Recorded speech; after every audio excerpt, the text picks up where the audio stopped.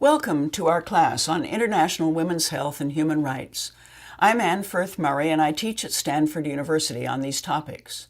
I'm also the founding president of the Global Fund for Women, an organization that raises money and gives it away to women's groups working on female human rights issues. The class is an overview of women's health and human rights, covering many issues, organized around a woman's life, from infancy through old age. With such a title, we could be looking at issues of women and development. When we think internationally, we often think in terms of economic development, improvements in health and educational outcomes, for example. And we will certainly talk about such issues in this class. But when we are focusing on women in particular, as we do in this class, I want to hold up a lens of human rights and justice. For example, educating girls is not only a good economic policy, it is also the fair thing to do. It is just. This is the sort of value that underlies this class. So what is this class about? Of course, it's about women's health issues, but which specific issues? When I was putting together my class at Stanford a few years ago, I wondered the same thing. What would I cover in a class on international women's health?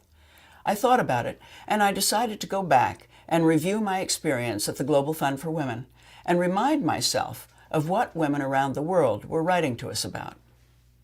What were the issues that they thought were so important that they would create organizations to address them? I identified those issues, and I built my classes around them. So, as we go through the 8 weeks in this online course, I will be reminding you that these are the issues that the women themselves thought were very important. Something else that I did when I began putting together the course at Stanford was to go to various books on global health and see what they had to say about women. I lifted up these heavy volumes and looked in the index for the word women. Sure enough, there was one entry. It took me to a chapter called Maternal and Child Health. That was the only reference under the entry for women. Thinking that there must be something more about women in such a huge book on global health, I looked in the index for the word violence, assuming that there would be an entry for something as common as domestic violence, given that 1 woman in every 3 worldwide will experience it. Guess what? The entry on violence took me to a chapter on traffic accidents. In other words, I learned that at that time, in a text on global health, women meant maternal and child health. As we move through the weeks of this course, you will see that we certainly do have a week when we speak about maternal health. But we have many other issues to discuss, issues that women themselves have identified. Why have I made the effort to put together this class not only at Stanford University, but now here on the internet? I am doing it because the students in my class at Stanford find it very interesting and informative, and I thought other people might like to have a chance to learn too. My class is very participatory, and I hope this one will be like that too. Perhaps the main reason I am doing this, though, is to make sure that among these huge online classes, there is at least one that focuses directly on women. After all, women are about 50% of the world's population. And if we're going to have a class about women, let it be mine, with its emphasis on women's rights and justice. As I reviewed the many issues that women considered important, there emerged for me 4 critical themes. Critical because they can mean life or death for women, depending on whether or not they can exercise their human rights. These themes are, first, being born female, which brings with it discrimination and demeaning. We will see this exemplified in the issues that we talk about over the 8 weeks. The second issue is poverty. The majority of people living in poverty in the world in all countries are women.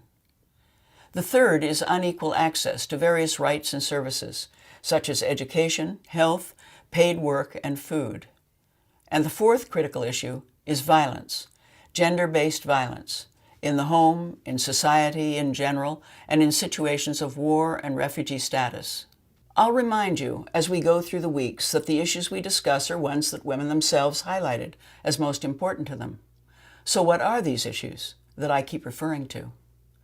The class is organized rather loosely to follow a woman's life from infancy through old age.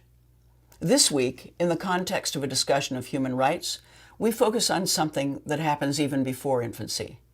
This is the reality of son preference, the preference for people to have sons rather than daughters.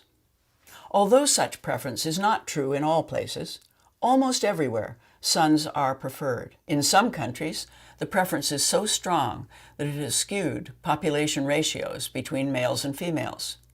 We go into this further this week. I place our discussion of son preference in the context of our human rights discussion because I believe that son preference is a basic expression of the problem of being born female. We move in subsequent weeks to consider childhood, spending significant time on the role of girls' education. Many people think that girls' education is the key intervention to deal with almost all issues of development and equality, and indeed it is very important. We will look not only at the value of education, but also at some of the problems in its implementation. This reminds me to say that throughout this course we will be highlighting positive interventions addressing the problems, and we hope that you will share examples and descriptions of programs from your own experiences. After a discussion on education, we turn to a couple of health issues that relate particularly to childhood and adolescence. The first is female genital cutting, which can affect some 2 million girls, primarily in sub-Saharan Africa, each year. The second is HIV and AIDS, a human rights and health issue that is particularly destructive to the health and well-being of adolescent girls. For reasons that we will discuss, girls between the ages of 12 and 19 are particularly vulnerable to contracting HIV and AIDS. Issues that pertain to adolescence, which lead us to a subsequent week, are early marriage and early childbirth. We take up these issues as we delve into the vast field of reproductive and maternal health.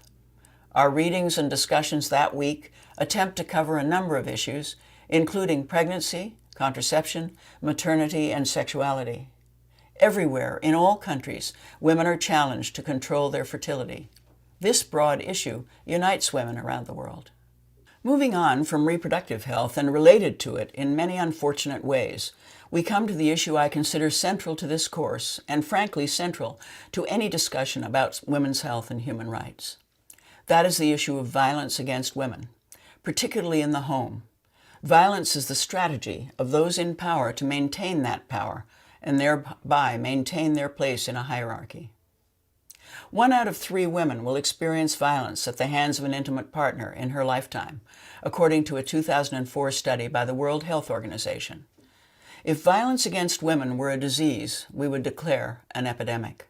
The following week, when we learn about women in war and refugee circumstances, we realize that we are studying violence intensified.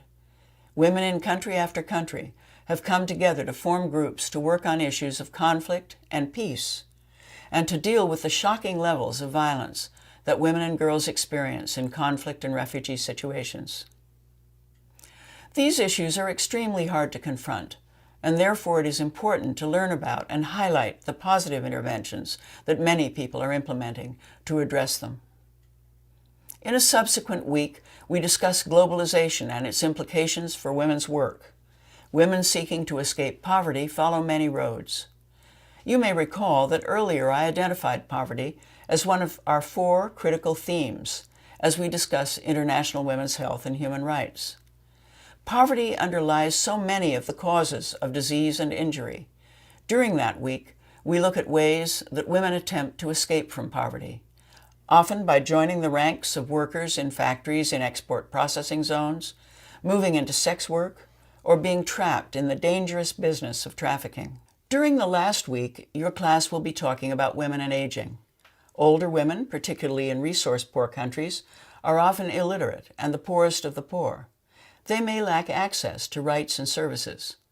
On the other hand, they may be the carriers of culture, and they are often the caregivers of the next generation, especially in the context of HIV and AIDS.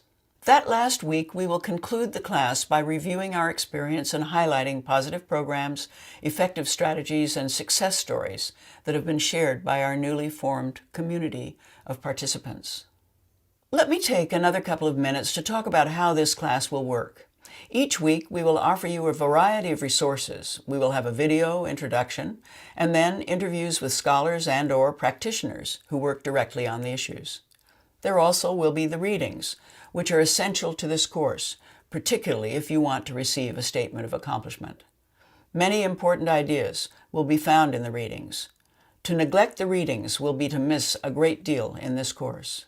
One of our goals is to convene and build a strong community, and we enthusiastically welcome your participation. We will offer numerous channels for you to engage with the class and to interact with other students. We will have global forums and will also offer tools for you to find and engage with people taking the course in your cities or regions. We recognize that members of our community may have different goals. If you are someone who wishes to earn a statement of accomplishment, we will have quizzes for you to check your learning. On the website, we will lay out the requirements you must meet to earn the statement of accomplishment. So please read the website very carefully. Others of you may simply be interested in expanding your knowledge by watching the lectures, while still others will wish to delve into specific issues.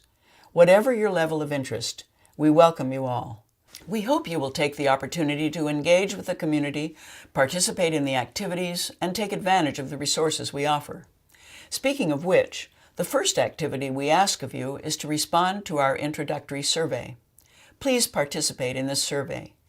These surveys are very important and help us carry out fundamental research on teaching and learning. It will help us customize the course for you and improve your experience. Finally, each week I will be pouring myself a cup of tea and responding to your questions through a weekly video webcast, another channel for your voices to be heard. We look forward to learning from you and your diverse experiences. We hope you will learn from each other. We are excited to begin this adventure. Welcome and thank you.